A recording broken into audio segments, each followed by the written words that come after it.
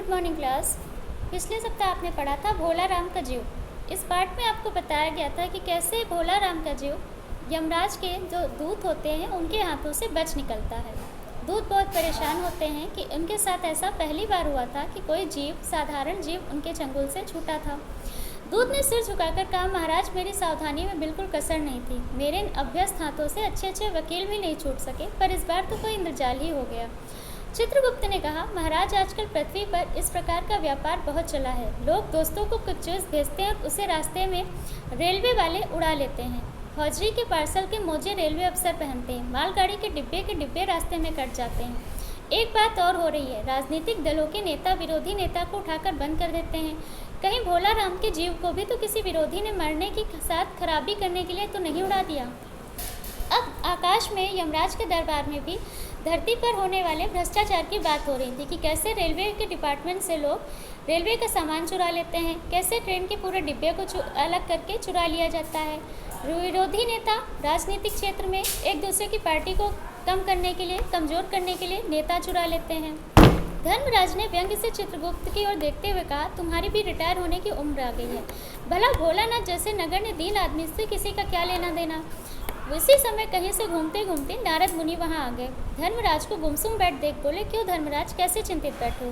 धर्मराज ने कहा, भोला नाम का एक आदमी की 5 दिन पहले मृत्यु हुई थी। उसके जीव को यह दूत ला रहा था कि जीव इसे रास्ते में चकमा देकर भाग गया। इसने सारा ब्रह्मांड छान डाला पर वह कहीं नहीं मिला। अगर ऐसा होने लगा तो पाप पुण्य का भेद ही मिट जाएगा। नारद ने कहा, उस पर आयकर तो बकाया नहीं था, हो सकता है उन लोगों ने रोक लिया हो। अब यमराज ने कहा कि अगर इस तरह लोग अपने आप स्वर्ग और नर्क जाने लगेंगे तो उनकी जो व्यवस्था है वो पूरी खराब हो जाएगी। नारद ने अब एक शक जताया। उन्हें शंका हुई कि हो सकता है उस आदमी पर इनकम टैक्स का कर बाकी हो, जिसकी वजह से इनकम टैक्स वालों ने उसे पकड़ लिया हो। चित्रगुप्त ने कहा, आय होगी तभी तो कर होगा, वह तो भुखमरा था। नारद बोले, मामला बड़ा दिलचस्प है। अच्छा, मुझे उसका नाम पता तो बताओ, मैं पृथ्वी पर जाता हूँ। अब उस व्यक्ति को पकड़ने यानी कि ढूंढने की जिम्मेदारी नारद ने खुद अपने ऊपर ले ली। चित्रगुप्त ने रजिस्टर देखकर बताया, भोला नाम था। जबलपुर शहर के मोहल्ले में नाले के किनारे 1.5 कमरे के टूटे फूटे मकान में वह परिवार समेत रहता था। उसकी एक स्त्री थी, 2 लड़के और एक लड़की। उम्र लगभग 60 साल। सरकारी नौकरी से 5 साल पहले रिटायर हो चुका था। मकान का किराया न देने के कारण तब उसका परिवार निकाला जा चुका होगा।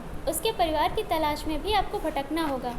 माँ बेटी के सम्मिलित क्रंदन से ही नारद भोला राम के मकान में पहुँच गया तो उसकी दशा बताई कि वो बहुत गरीब व्यक्ति है। छोटा सा उनका एक परिवार है जिसमें वो अपनी बेटियों के साथ उसकी पत्नी बची होगी, लेकिन किराया न देने के कारण हो सकता है उन्हें घर से निकाल दिया गया हो। नारद एक घर ढूंढते ढूंढते पहुँचे जिसको पहचानने के लिए उन्होंने उन माँ बेटियों के रोने से अंदाज़ा लगाया कि भोला राम का ही घर होगा।